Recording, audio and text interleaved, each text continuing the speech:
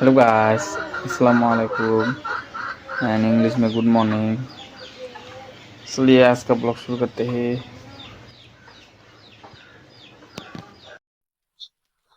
Guys थोड़ा माल का order आया है, वो 6 माइल जाएगा। ये बूढ़ा दादू अभी वैन में लोड कर रहा है। ये एकदम 6 माइल जाएगा एकदम ये माल लेके।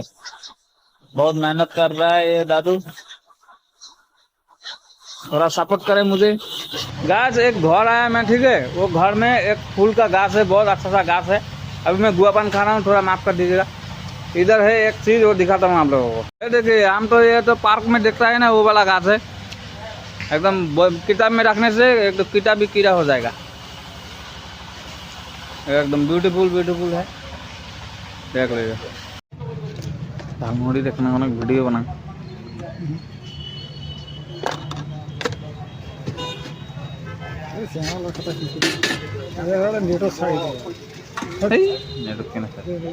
ছাড়া যায় না, না 5 টাকা উঠায় 1 টাকা উঠায়।